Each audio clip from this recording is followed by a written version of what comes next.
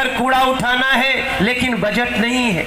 और 40,000 करोड़ में कितना दिया गया है आप सबको याद रहना चाहिए हमारे भाई बहन। 40,000 करोड़ में सिर्फ 6,000 करोड़ रुपया उस समय की दिल्ली सरकार ने दिया, मतलब सैंक्शन किया, और दिया कितना? 1,800 करोड़, वो भी पूरा नहीं दिया। अब हमको लग रहा था कि बाद में भूपेंद्र मावी जी की सरकार आएगी तो ये व्यवस्था ठीक हो जाएगी, लोकतांत्रिक बातें हो रही हैं, लेकिन ये पार्टी पॉलिटिक्स की बात नहीं है। हमने कल संसद में कहा कि ऐसा कैसे हो सकता है कि हमने जिसको चुना है वो उसी दिल्ली के लोगों से इस बात का बदला ले कि तुमने एमसीडी में बीजेपी को क्यों जिता दिया।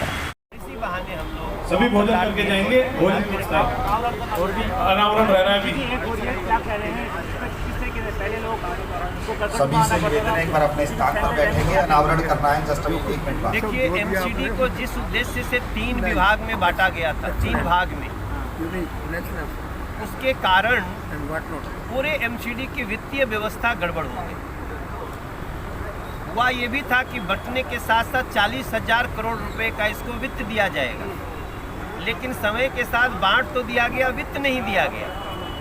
तो उसके कारण हमारी जो एक बिल्डिंग होती थी वो 3 बिल्डिंग हो गई, 25 ऑफिस होते थे वो 75 ऑफिस हो गए, जो हमारे एक खर्चे थे वो 3 गुना खर्चे हो गए। तो उसको ध्यान में रखते हुए और दिल्ली सरकार का जो रवैया था वो ये था कि एमसीडी में बीजेपी जीतती है तो बीजेपी को बदनाम करो और उसका लाभ लो चुनाव में। हमने उस व्यवस्था को इसलिए बदला कि जैसा पहले था वैसा करो, ताकि एमसीडी स्वतंत्र होनी चाहिए। एक मेयर होगा दिल्ली का, निश्चित रूप से एक मेयर होने पे उसकी शक्तियाँ बहुत होती हैं, वो चीफ मिनिस्टर के बराबर होते हैं। अगर पहले ये व्यवस्था थी तो चीफ मिनिस्टर ने इस व्यवस्था को क्यों छिन्न भिन्न किया? कांग्रेस की सरकार थी यहाँ भी और केंद्र में भी, और जो आम आदमी पार्टी आई उसने इसको व्यवस्था को और भी तार तार कर दिया। तो हमारे पास कोई ऑप्शन नहीं था, क्योंकि हमने वादा किया था 2017 में कि हम वित्त को डायरेक्ट फंड से युक्त करेंगे। अब हमने बहुत कोशिश की, जब ये कार्य नहीं हुआ तो हमने 5 साल के कार्यकाल का इंतजार किया, और अब ये धन्यवाद करते हैं गृह मंत्रालय को, जिन्होंने दिल्ली को ये उपहार दे दिया। अब किसी भी कर्मचारी को वेतन के लिए धरने पे नहीं बैठना पड़ेगा।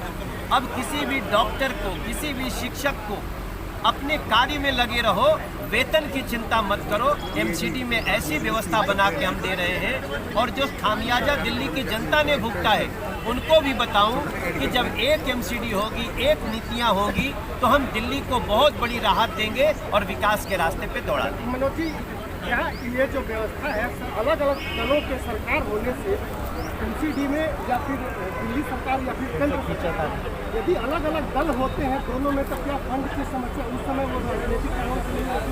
अगर सरकार ईमानदार होती है स्टेट की तो ये समस्या नहीं आती। यही तो बात कह रहे हैं ना। अगर केंद्र में और एमसीडी में फिर अलग अलग सरकार होती है तो वो समस्या का समाधान? अब तो कोई जरूरत ही नहीं। एमसीडी भी स्वतंत्र संस्था होगी और दिल्ली सरकार भी स्वतंत्र संस्था है। केंद्र शासित प्रदेश है, इसलिए केंद्र को नियम बनाने का अधिकार है केंद्र।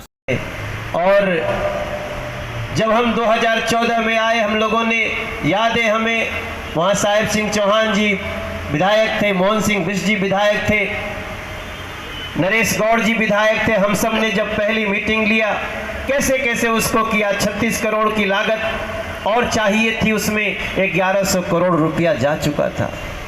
आप सोचिए कैसा कैसा हमारे क्षेत्र ने त्रासदी देखी है। 1100 करोड़ रुपया चला गया और एक भी पुल के पीपे का निधन।